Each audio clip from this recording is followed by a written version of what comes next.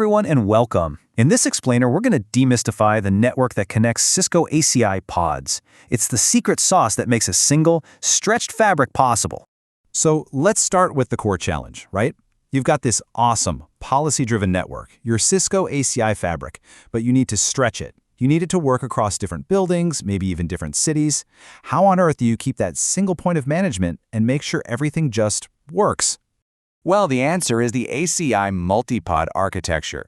And what this lets you do is take separate ACI deployments, we call them pods, and link them together. The absolute heart of this whole thing is the Layer 3 backbone you see here. We call it the Interpod Network, or IPN for short.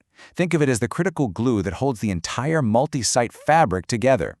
Okay, so here's our game plan. We're going to start with what the IPN really is, then cover its supercritical requirements. After that, we'll look at how the control plane connects the pod's brains, we'll trace how traffic actually flows across it, and we'll wrap up with some really important deployment do's and don'ts.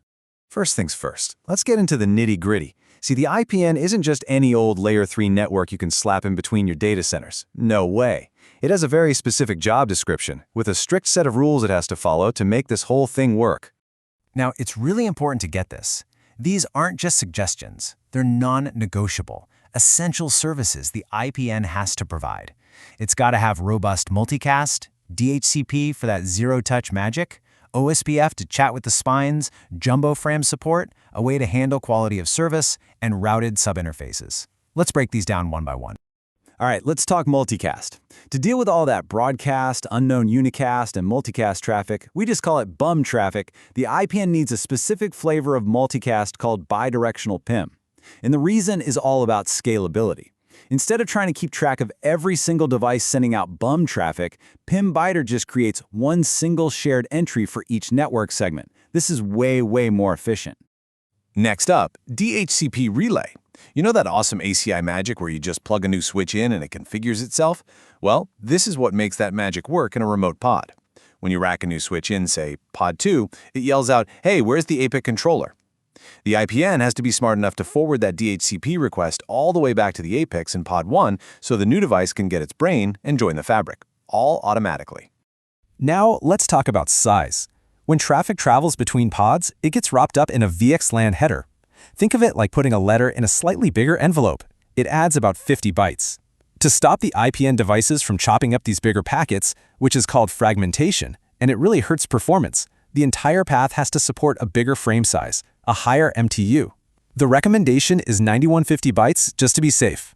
This quote right here, it highlights a huge operational challenge. See, your ASIF controller is the boss of everything inside the pods. But the IPN, that's outside its control. It's unmanaged territory. And that creates a potential nightmare for quality of service, or QoS. So here's what that looks like. A really important packet, maybe between your APIC controllers, leaves pod 1 with a high priority stamp on it, called class of service.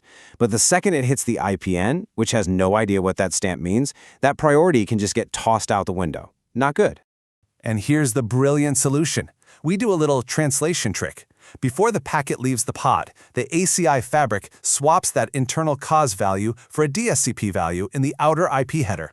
Now, most networks understand DSCP, so the priority is maintained all the way across the IPN.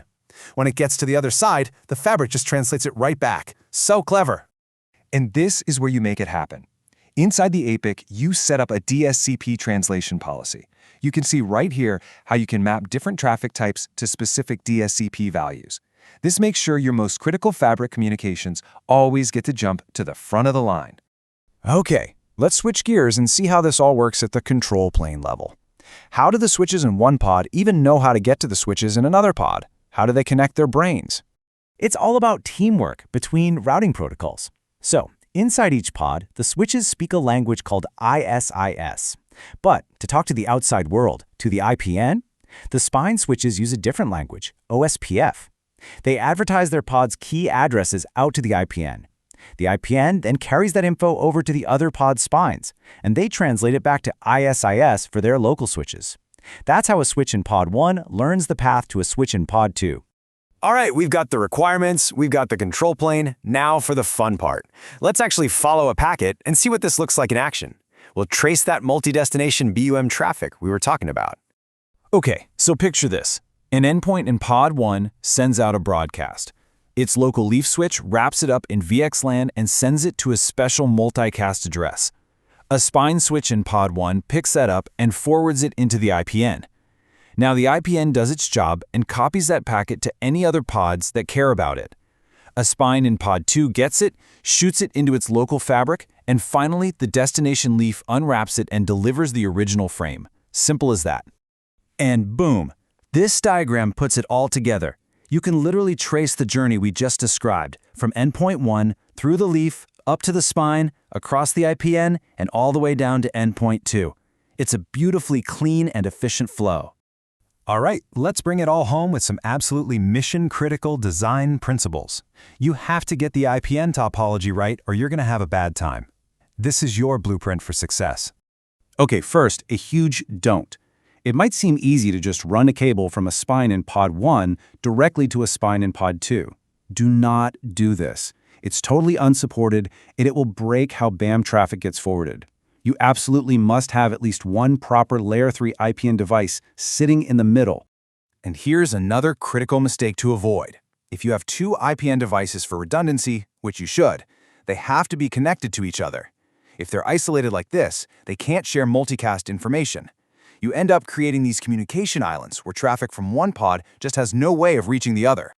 So, after all that talk of what not to do, here's how to do it right. On the left, a solid, supported topology using a Nexus 9000 as the IPN.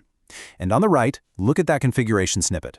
That encapsulation.1q4 command is key. It's mandatory, because all the control plane traffic between the ACI spines and the IPN is tagged on VLAN 4. You gotta have it. So here's the big takeaway. The interpod network is so much more than just a set of passive pipes between your data centers. It is an active, intelligent, and critical extension of the ACI fabric itself. Understanding these requirements, multicast, QoS, routing, the whole shebang, is the absolute key to building a successful, stable, and scalable ACI multipod fabric.